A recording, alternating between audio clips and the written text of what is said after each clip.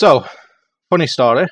I have literally just completed this tutorial and gone through every little thing with you, only to find out I didn't have my mic turned on, you mad fool. So, here's the finished tiles, and here's what I was doing. So we're going to go all the way back to step 1, which is start with your preferred tile size. I use 32 by 32. So here we go, new file, we'll stick with that, 32 by 32. There we go. Nice little tile, little preview window. We're going to tile this on both axes. There we go. And look, I even still have the colour selected that I used last. I don't know how long it was. It wasn't too long, so I'm not that bothered. Now select the brown colour for the base. There we go. And step 2, create evenly spaced horizontal lines. Right, so we need a little darker colour. I really wish I'd have saved the palette. This would have made this a lot easier, so I wasn't fussing about. Anyway, this looks fine. Right, to evenly space your tile, you need to divide it into a whole number. So 32, for example, divided by 8 becomes 4, which is a whole number. So here we go. We start with 1. Oh, we don't want to fill that. There we go. 1, 2, 3, 4. 1, 2, 3, 4. 1, 2, 3, 4. Right, I'm not going to keep counting because that's just silly. Here we go. All the way up. There we go. Yeah. And evenly spaced. Perfect. It looks a little bit dark, but we'll see. Anyway, create these horizontal lines. Nice. Straight. Perfect. Oopsie daisy. Perfect. Perfect little lines. Here we go. There we go. Yep. Right. Actually, it doesn't look too bad. It looks alright. Right. Moving on. Step 3. Add vertical lines. Try to scatter them evenly. Right. Okay, but when I say scatter them evenly, I'm not going to lie. It's a bit confusing. But what I do here is, like, if, for example, if you go like this, you're just going to create a diagonal pattern when you go to tile it. So what I like to do is I count from the edge. I go 1, 2, 3, 4 from that edge, 1, 2, 3, 4 from that edge, and then I go back to this line, and then I go 1, 2, 3, 4, blah blah blah, and do it again with this line, 1, 2, 3, 4, whoop-see do. And I mean, it doesn't have to be accurate. This is just the way I do it. You probably find a better way, and just one line on each thing, and for the end, I just finish off like that. Absolutely. I mean, it's scattered. If you look at a preview, it's nice and scattered. There's no real discernible pattern at first glance. And right then, moving on. Step 4. Add a subtle second colour on a few planks. So let's have a look.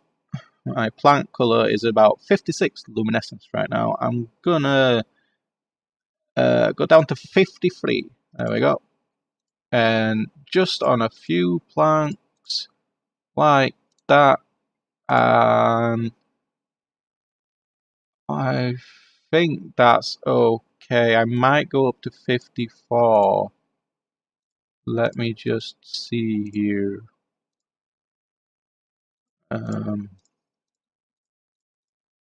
Yeah, I think that's the. I mean, it's got to be real subtle. If you're just using one tile variation, you want this to be real subtle. If you're using a few variations to link together, then well, you can use a few different colors actually, a few dark, a few lighter. I'm going to skip lighting on these boards. We're not going to bother with lighting on the top. That's fine. We'll move on to the next step, which is step 5. Add some slightly darker gaps. Right. What we'll do here is we'll take the gap color, drop it by about 5 luminescence. I'm going to come straight with you here. I'm not U-shifting at all here. I am going with monochromatic colours. I had to look at that then, see what it was actually called. I couldn't.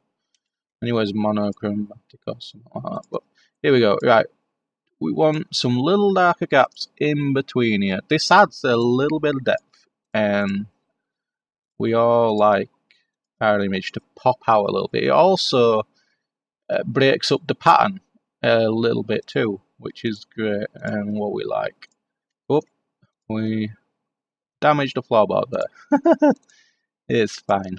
Anyway, one or two more. There we go. And I think, oh, we'll connect that one like that. Yeah. Always keep an eye on the preview window. I mean, it's your best asset, really. You can see without problem. And zoom to what it's meant to look like. There we go. That's gonna be our tiles. Now I'm gonna make this. I'm gonna tile it a bit bigger. So we'll make a bigger canvas and show you what it looks like. File new. I went 320 before because I'm not very good at doing some fast math and I didn't want to be 128, 256, whatever. 320 will do. I'm happy with that. Right. And we're going to tile it now. There we go. Oh, we don't even need to do that. Shift click and it should select tiles. Shift double click. That is. Control CV. And one more. And then we'll just select that little thing. And we'll get rid of the blue grid in a second.